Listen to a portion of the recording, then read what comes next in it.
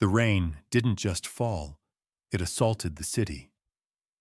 It hammered against the floor-to-ceiling window of Evelyn Shaw's apartment, each drop a tiny fist against the glass.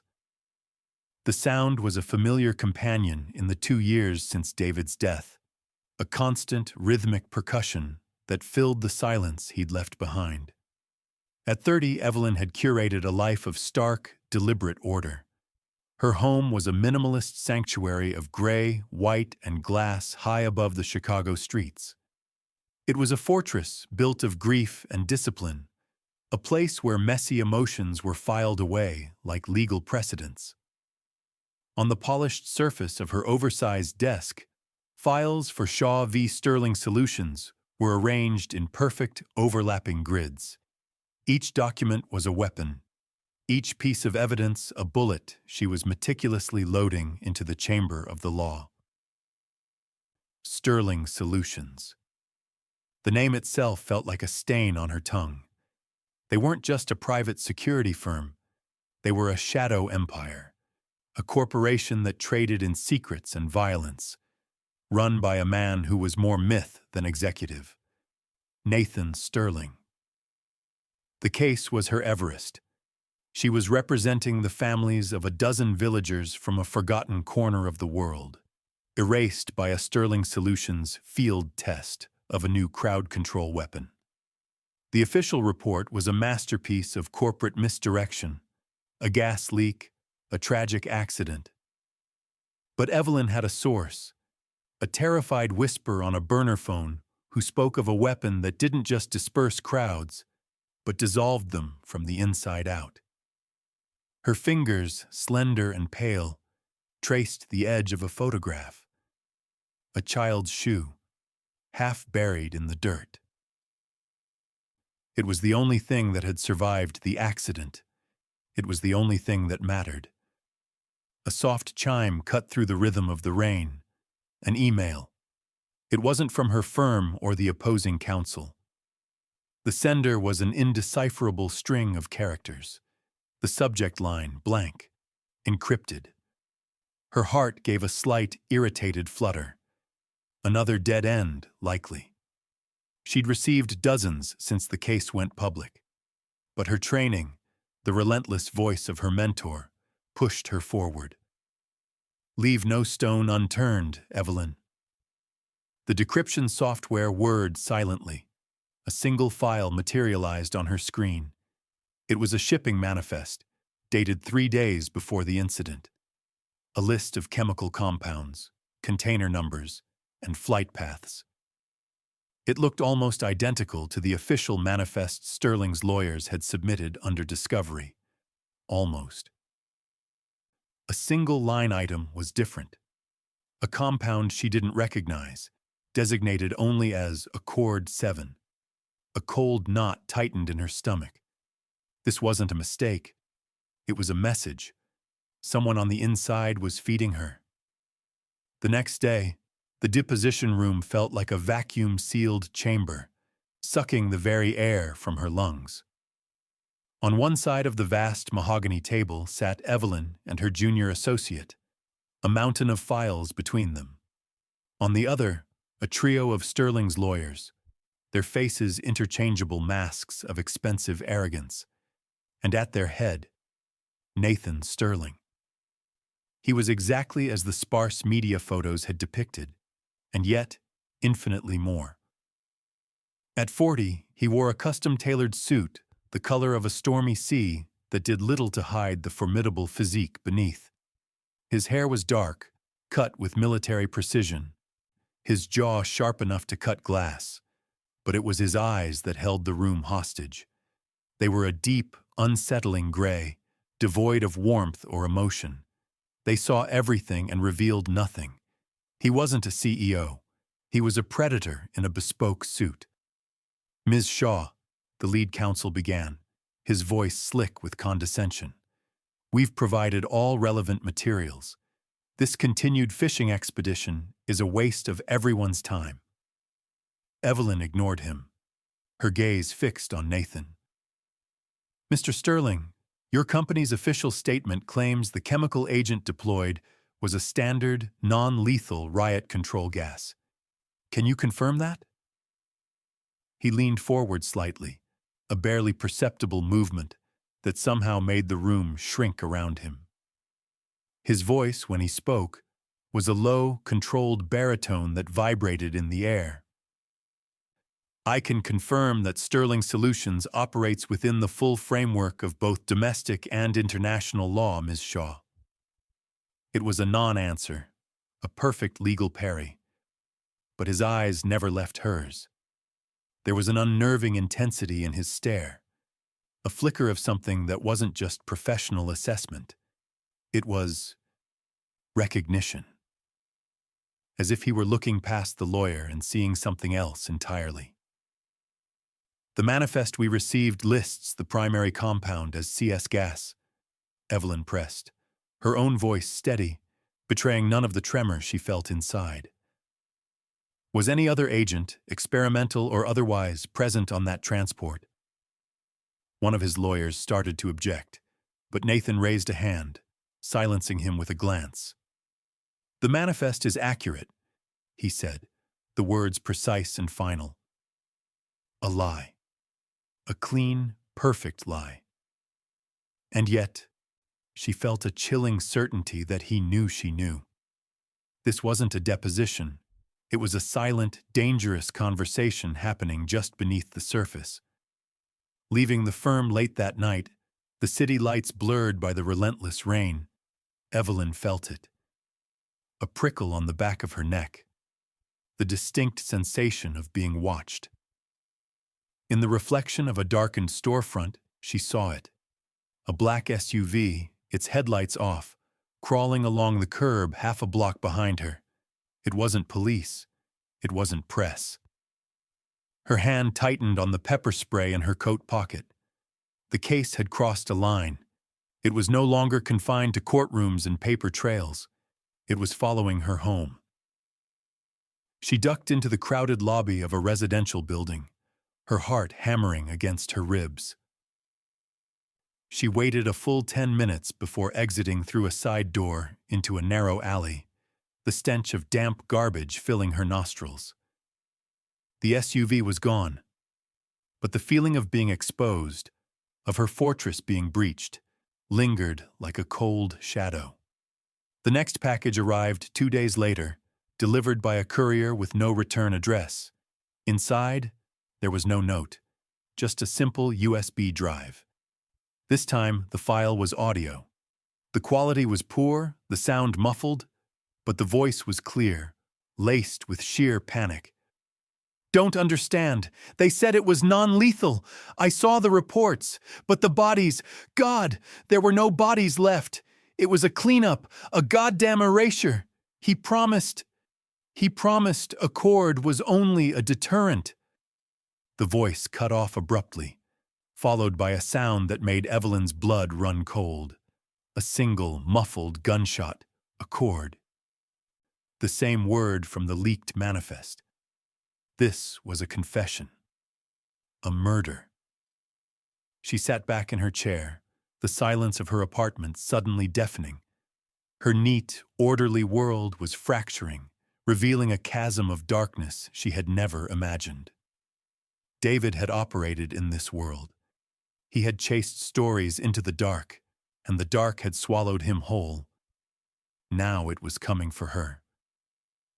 The attack came a week later. It was just after midnight. The rain had finally stopped, leaving the city in a strange, dripping silence. Evelyn was in her kitchen, nursing a glass of wine and trying to force herself to sleep, when she heard the faint click of the lock on her front door. She froze, every nerve ending screaming. She lived on the 27th floor of a building with round-the-clock security. No one got to her door without being announced. She slipped off her shoes, her bare feet silent on the cold marble. She grabbed the heaviest object she could find, a thick, crystal decanter. The door swung open with a soft sigh.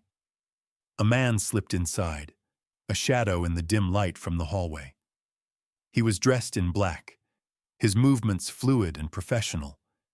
In his hand, he held a pistol fitted with a silencer. Her mind raced, cataloging options, calculating odds.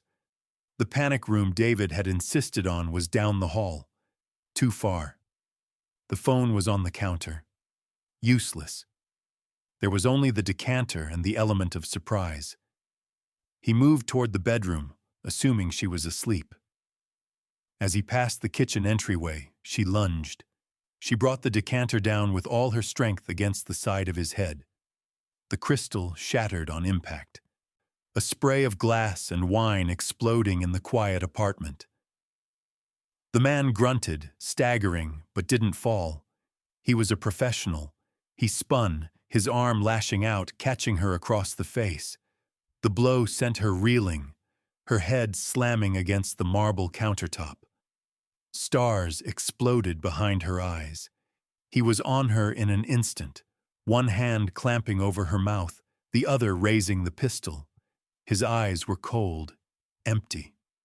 "Nothing personal," he whispered, his breath smelling of stale coffee. She closed her eyes, a single clear thought cutting through the pain. This is how it ends. Just like David, but the shot never came. Instead, there was a sound from the living room, a whisper of movement, a shift in the darkness. The assassin's head snapped up, his body tensing. He was no longer the hunter. He was prey. Another shadow detached itself from the deeper shadows by the window. It moved with a lethal grace that made the first man look clumsy. It was Nathan Sterling. He wasn't wearing a suit now. He was dressed in dark, functional clothing, moving with a chilling silence that spoke of a past far removed from boardrooms. The fight was brutally short. It wasn't a brawl. It was an execution. There was a blur of motion, the sickening crack of bone, a strangled gasp. The assassin crumpled to the floor, his neck bent at an unnatural angle. Dead. Nathan Sterling stood over the body, his chest rising and falling in a steady, controlled rhythm. He looked at Evelyn, his gray eyes unreadable in the dim light. He took in her split lip, the growing bruise on her cheek, the terror in her eyes. He didn't offer comfort. He didn't ask if she was okay. He simply surveyed the scene, the dead man, the shattered crystal, and the woman he had just saved. "The legal arguments are over, Ms. Shaw," he said, his voice a flat, cold whisper that cut deeper than any threat. "Welcome to my war." The silence that followed was heavier than the dead man on her floor. Evelyn's ears rang, the ghost of the struggle echoing in her pristine kitchen. Nathan Sterling didn't move. He stood there, a specter of controlled violence, his presence consuming all the oxygen in the room. His gaze swept over her, clinical and detached, as if cataloging her injuries. A split lip, contusions, potential concussion, he stated, his voice devoid of sympathy. It was a damage assessment. "You were lucky." He was sloppy. The sheer audacity of his calmness sent a jolt of adrenaline through her, momentarily overriding the shock. "Lucky?" she whispered, her voice hoarse. "There is a dead man in my kitchen." "And you are not a dead woman in your kitchen," he countered, stepping over the body as if it were a discarded piece of furniture. He walked to her liquor cabinet, poured a generous measure of whiskey into a glass, and pushed it into her trembling hand. "Drink it, for the shock." She stared at the amber liquid, then back at him. "What are you doing here? How did you get in?" "Your security is a joke. A child could bypass it," he said dismissively, pulling out his phone. His fingers moved with practiced speed, sending a series of messages. "A cleanup team is on its way. They'll handle this." He gestured vaguely at the corpse. "They'll also install a proper security system." You're compromised here. His words were a cascade of commands, a complete and total seizure of control. He wasn't helping her. He was annexing her life. You can't just... I can, he interrupted, his gray eyes finally locking onto hers with a force that stole her breath. Because of this. He reached into the pocket of his tactical jacket and tossed a small, familiar object onto the blood-splattered marble counter. It was a silver Zippo lighter, tarnished and dented. Scratched into its surface were the words David had lived by. Veritas vos liberabit. The truth will set you free. Evelyn's legs gave out. She sank onto a kitchen stool, her hand flying to her mouth to stifle a sob. Where did you get this? I took it from your husband's hand 2 years ago, right before he died, Nathan said, the words falling like chips of ice. The room tilted. The carefully constructed walls of her fortress crumbled into dust. You were there? I was the commander of the SEAL team sent to extract him. Nathan's voice was a low, bitter monotone. He leaned against the counter opposite her, the posture deceptively casual. David wasn't in the Middle East researching a story on refugee camps.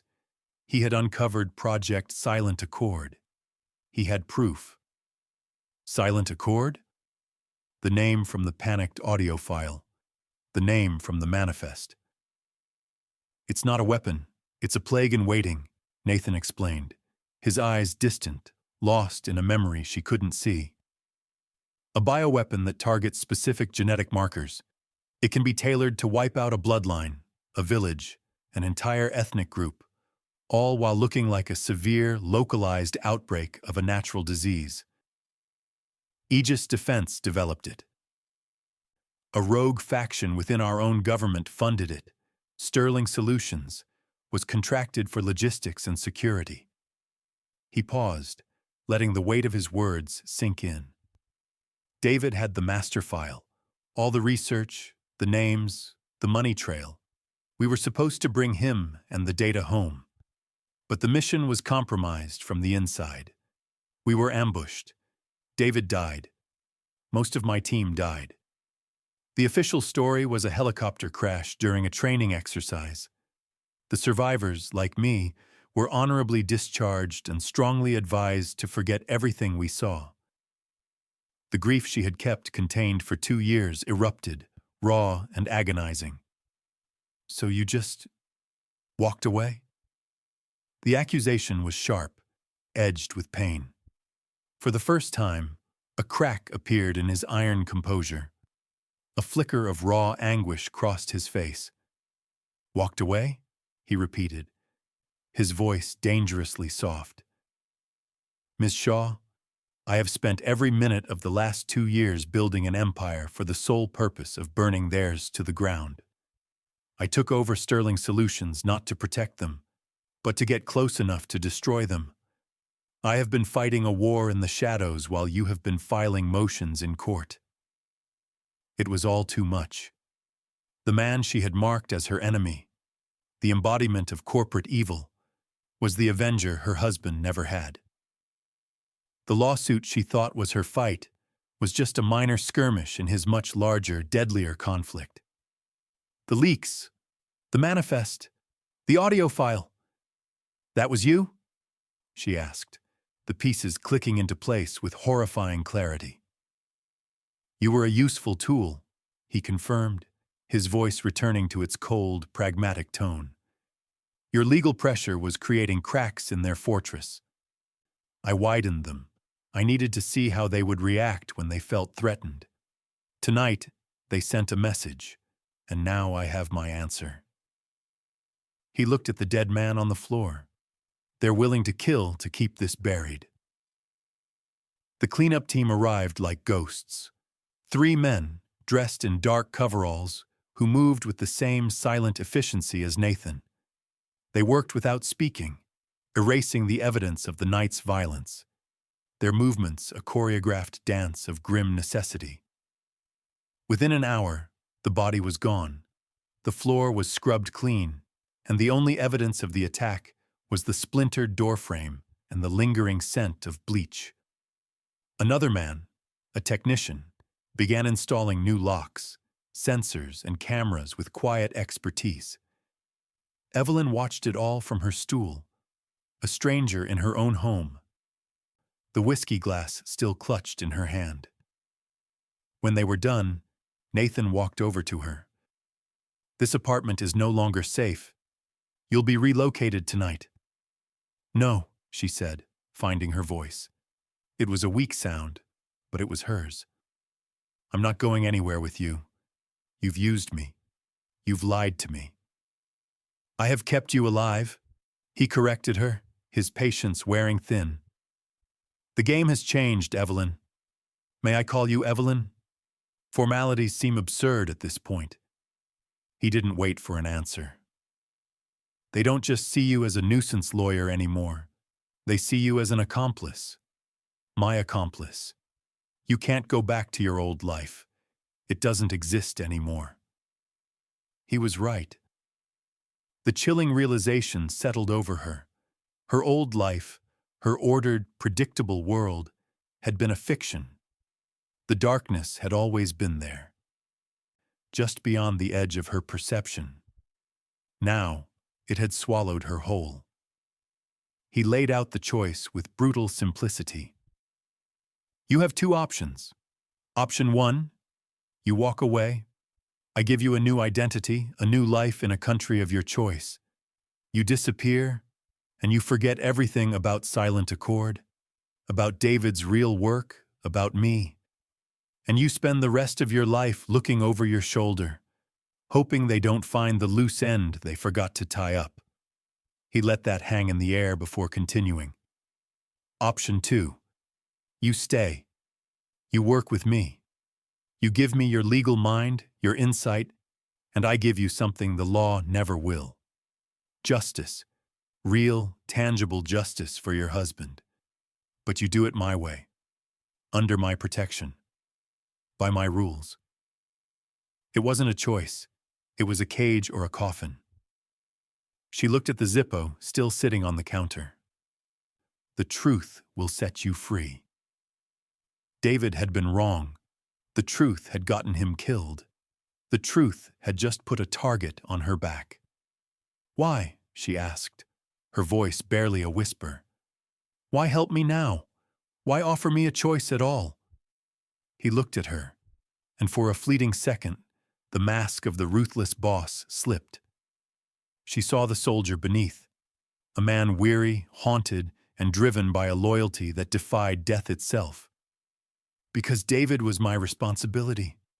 He died on my watch," Nathan said, his voice raw. "That's a debt I have to pay. And because I looked at your files, I saw the cases you take, the hopeless ones, the ones no one else will touch. You believe in something.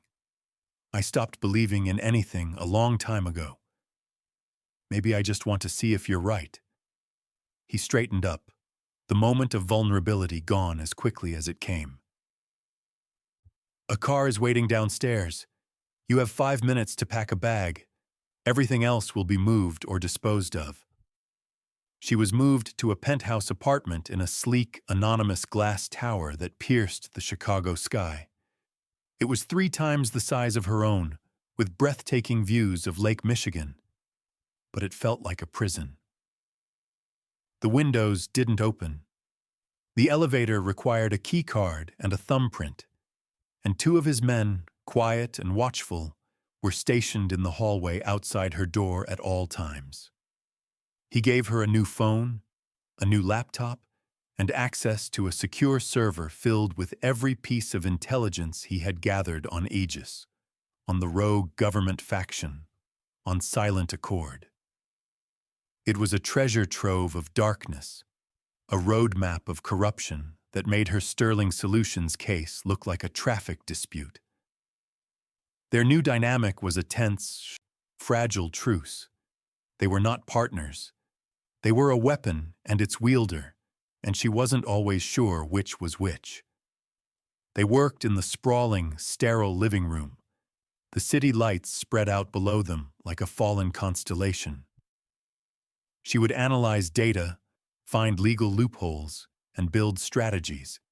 He would listen, his face an unreadable mask, and then issue quiet commands into his encrypted phone, dispatching unseen forces to execute her plans in the real, bloody world.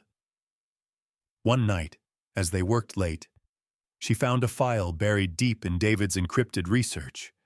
It was a video log, recorded just days before his death. His face was gaunt, his eyes burning with a feverish intensity. "They know I'm close," he said to the camera. "Aegis is moving the primary lab. It's not in a facility. It's mobile. They're calling it the nursery. I have a location, a set of coordinates. If anything happens to me, this has to get out. The Accord, it's not just a weapon, it's an extinction event." The video cut out, but on the screen, a string of numbers remained. GPS coordinates. Evelyn looked up, her heart pounding. She met Nathan's gaze across the room. He had seen it too. For the first time, they weren't just reacting. They had a target. She looked at this man, this dangerous, broken stranger who held her life in his hands. He was a killer, a shadow broker, everything she had sworn to fight against. But his war was now her war. His ghosts were her ghosts. The law had failed David. The law had failed her. Now there was only Nathan Sterling. The GPS coordinates on David's log were a beacon in the digital darkness, a single point of certainty in a world that had dissolved into shadows. They pointed to a location in rural Montana, a desolate stretch of plains where the sky was vast and the earth was empty. It was a place to hide something the world was never meant to see. "It's a ghost facility," Nathan said, his voice a low murmur in the dim light of the penthouse. On the screen before him was a satellite image of a sprawling, derelict complex.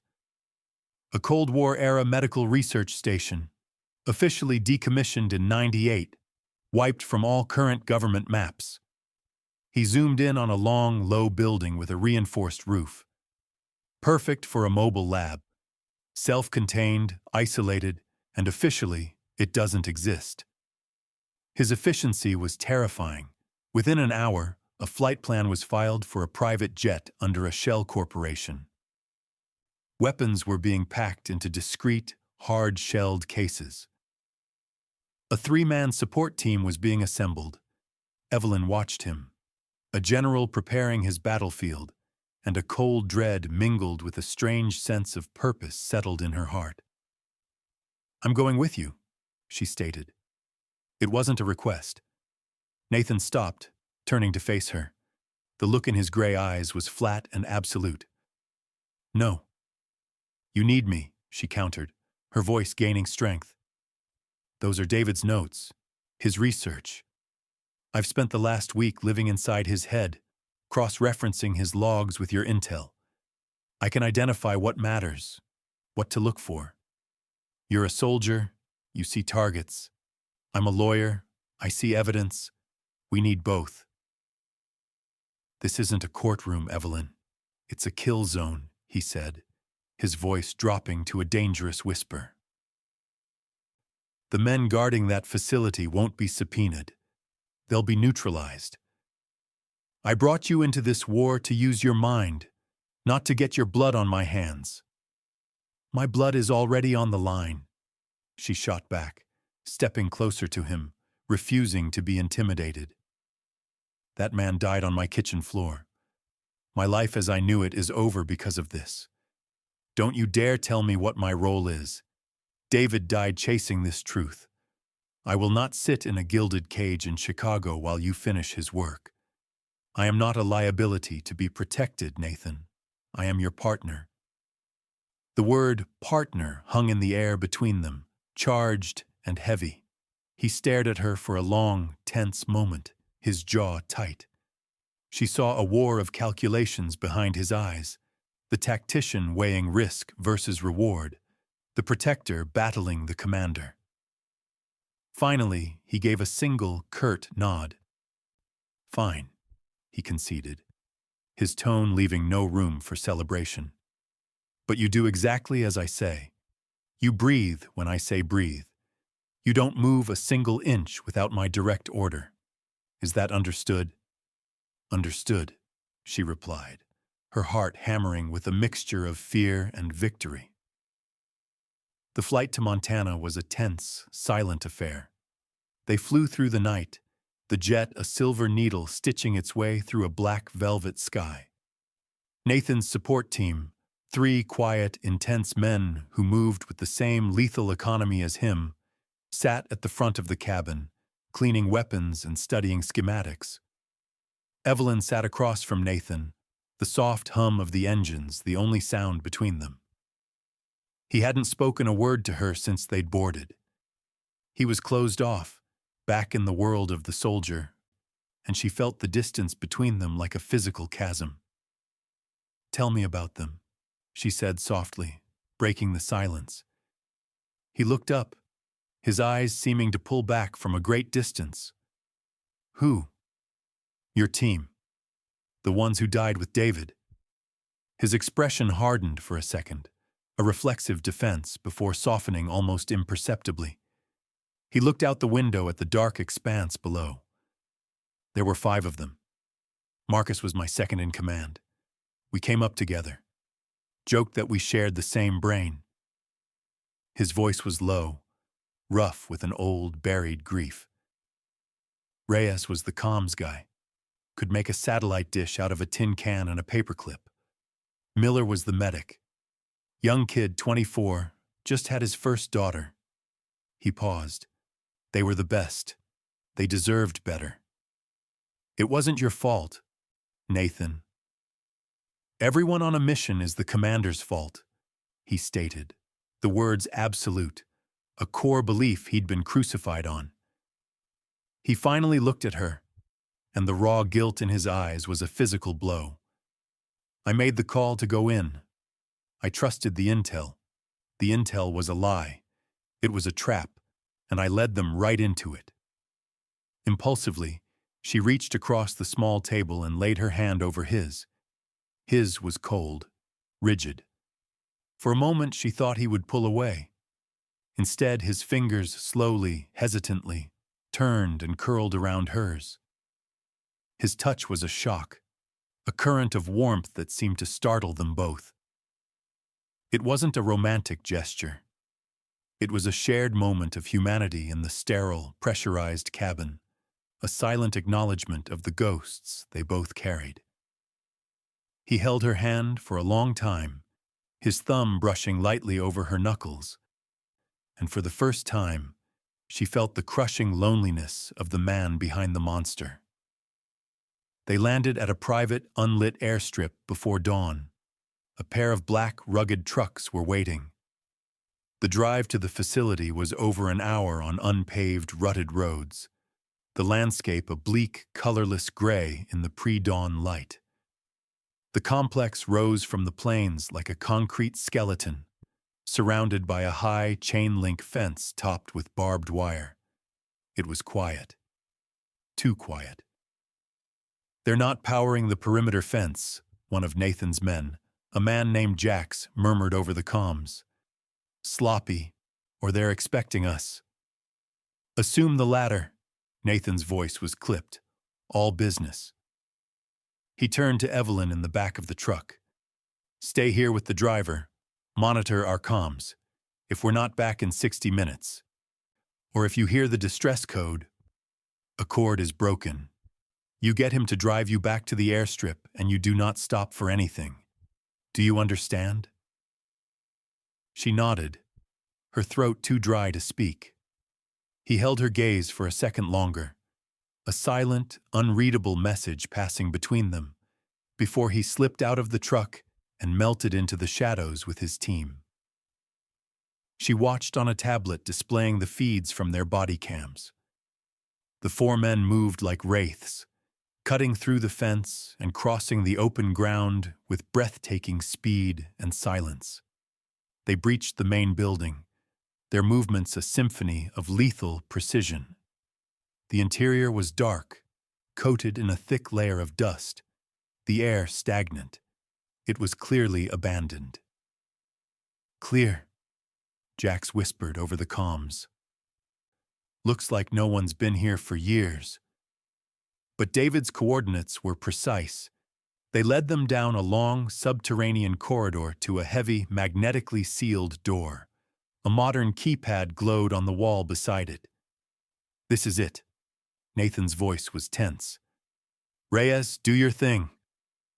Evelyn watched, her breath held, as the team's tech expert worked on the keypad. After a nerve-wracking minute, the heavy door hissed open. The contrast was jarring.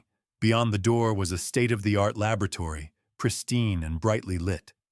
Glass-walled containment units, computer terminals, and complex machinery hummed with power. This was the nursery. "Jackpot," Nathan breathed. "Jax, Miller, secure the entrance.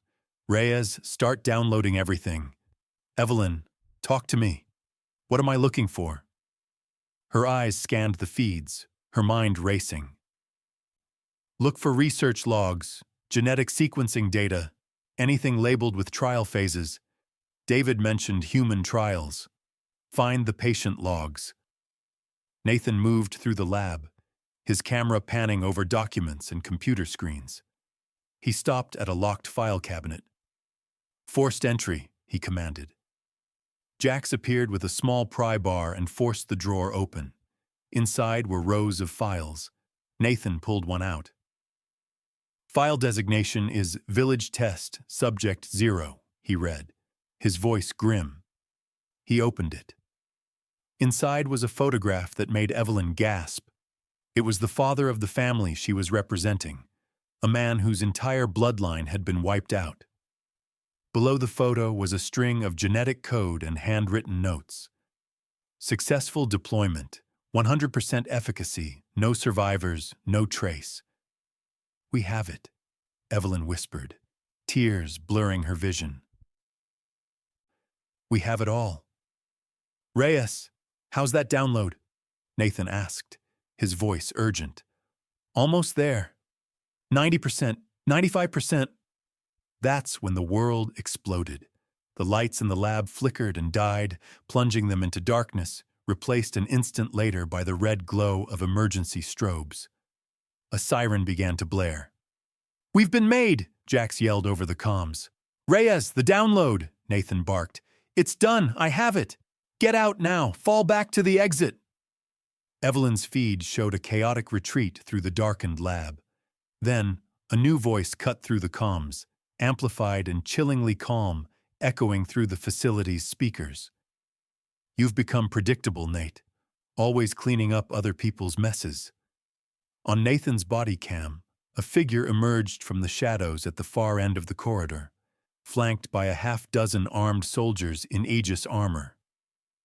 The man was smiling. "Marcus," Nathan breathed, his voice a low growl of pure hatred. "Long time, brother," the man, Marcus Thorne, replied. "I see you found my little project.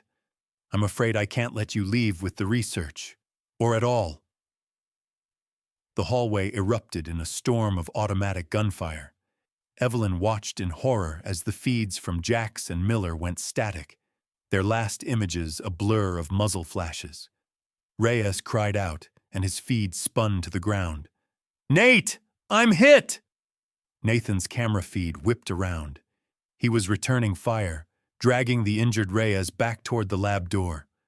"Evelyn, get out of there! That's an order!" he screamed into his comms. But she was frozen.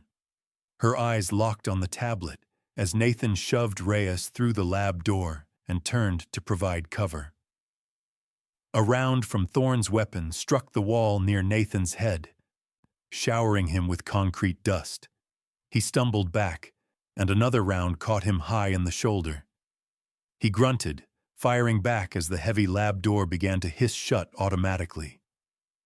His last image on the feed, before the door sealed him in and the connection went dead, was his gray eyes looking directly into the camera, directly at her.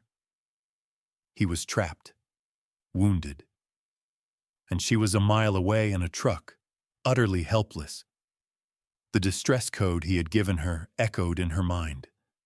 A cord is broken. Panic was a physical thing, a cold, sharp claw digging into Evelyn's throat. Her world had narrowed to the dead static on the tablet and the echo of Nathan's last order. Get out of there. The driver, a grim-faced man named Roman, had already started the engine, his hand on the gear shift.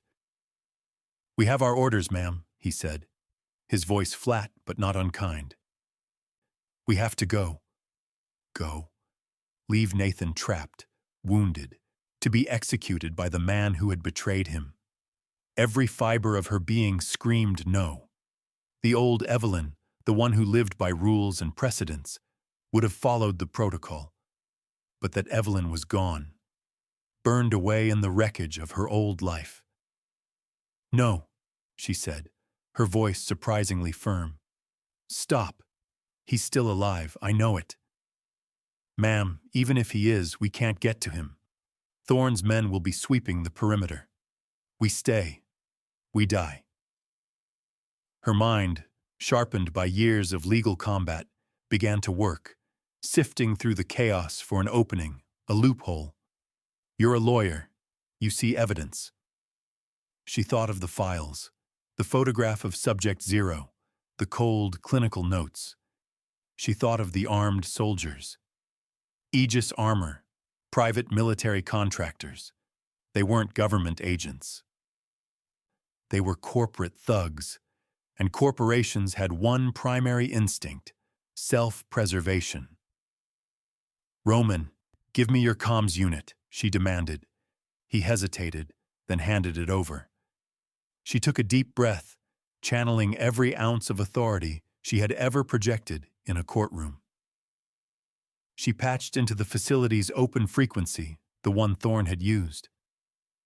"Marcus Thorne," she said, her voice clear and cold, echoing through the same speakers he had used moments before. "This is Evelyn Shaw. You have a choice to make.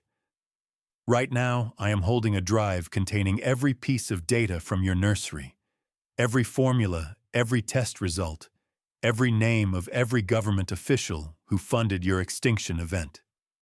Silence. Then Thorne's amused voice. "A lovely bluff, Miss Shaw. But your team is dead, and the drive is sealed in the lab with Nathan. Your threats are empty." "Are they?" Evelyn replied, playing the only card she had. "Did you know your head of research, Dr. Alistair Finch, kept a private, off-site backup? He was a meticulous man. He was also the man whose dying confession I have on an audio file. I have it all, Thorne. And if I don't get a confirmation of my own safety within the next 60 seconds, that entire data package will be automatically uploaded to the servers of every major news organization on the planet. Your project will be exposed, Aegis will be ruined, and your government friends will feed you to the wolves to save themselves." It was a lie. A desperate, monumental lie built on a single, panicked audio file. She had no off-site backup, but he didn't know that. She was counting on the paranoia and self-interest of men like him. The silence stretched on, thick with tension. She could almost hear the calculations running through his mind. Finally, his voice came back, stripped of its earlier arrogance. "What do you want?" "Nathan Sterling, alive, and a clear path for us to leave this facility. You have 5 minutes to deliver him to the main entrance. After that, the offer expires, and your world ends." She cut the connection, her hand trembling so violently she could barely set the unit down. "Drive," she ordered Roman. "To the main gate and pray this works."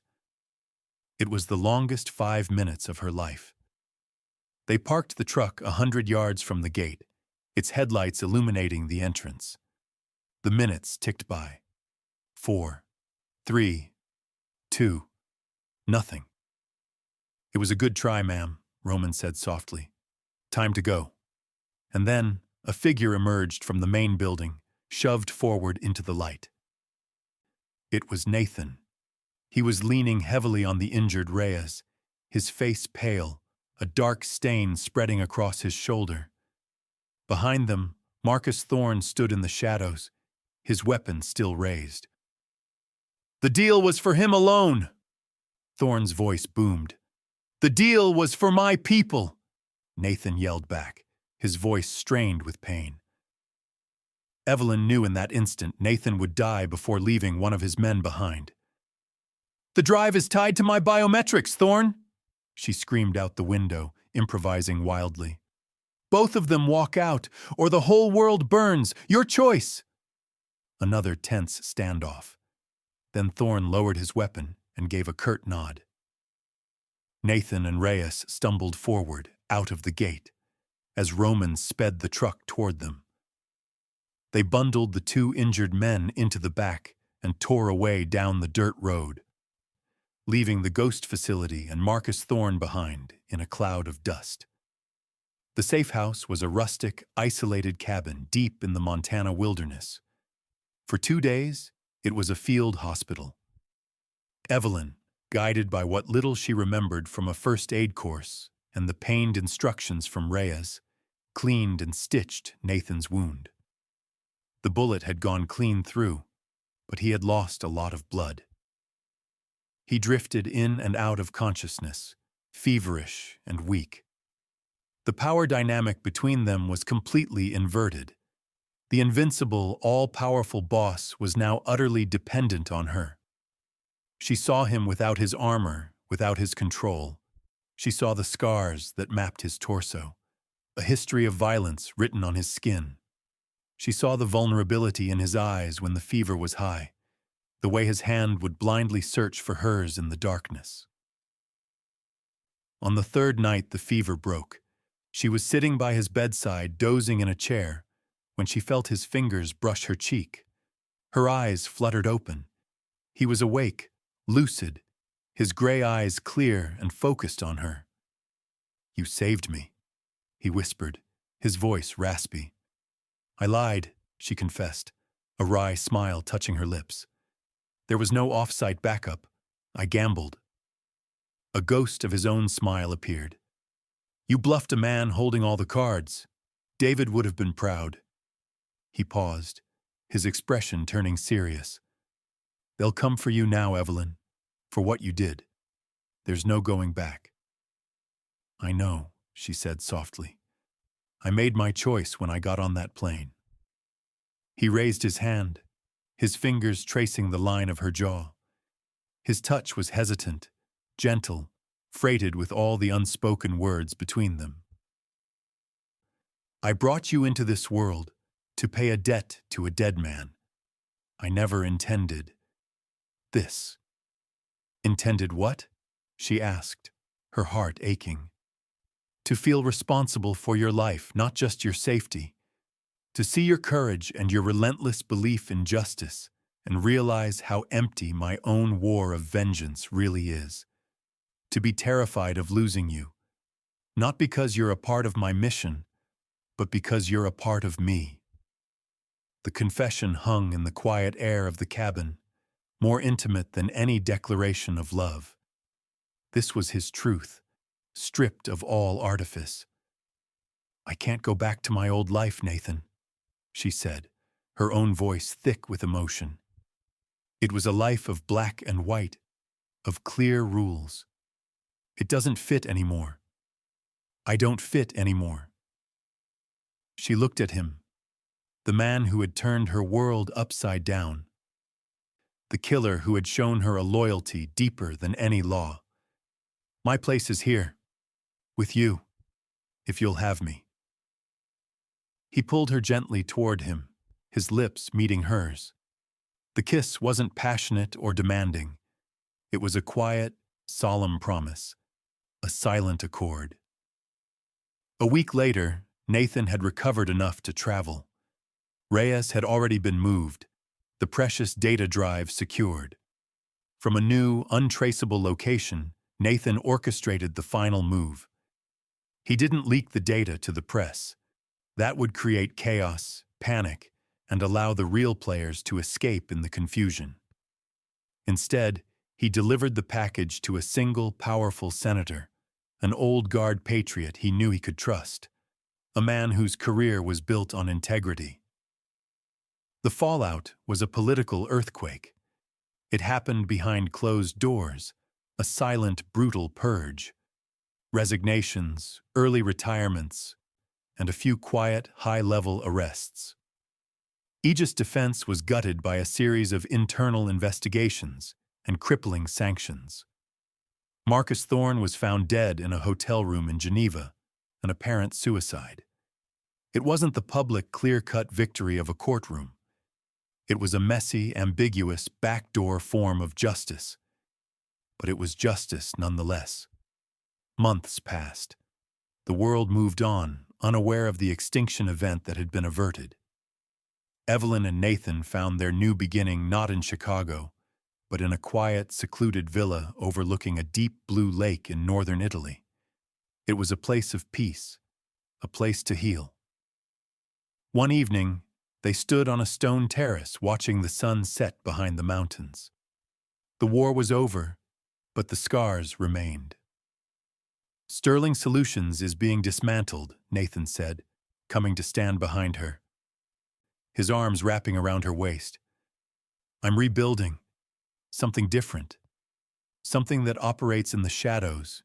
Yes, but for better reasons. An organization that finds the justice the law can't reach." He rested his chin on her shoulder. "I need a partner. Someone to be my compass. Someone to argue with me, to challenge me, to make sure the lines don't blur." Evelyn leaned back against his chest, feeling the steady beat of his heart. She thought of her old life, of the clear, bright lines of the law she had once revered. And she thought of this new life, a world of gray, of difficult choices and necessary evils. It was a dangerous, uncertain world. But for the first time in years, she wasn't alone in it. "Is that a job offer, Mr. Sterling?" she murmured, turning her head to kiss him. "It's a life offer, Miss Shaw," he whispered back against her lips. "A conscious choice, sober, sacrificial." She smiled. "I accept." Their love story wasn't a fairy tale. It was a treaty, signed in the aftermath of a war, a promise to navigate the darkness together. It was not a passionate surrender, but a conscious, deliberate, and deeply felt alliance. It was their own silent accord.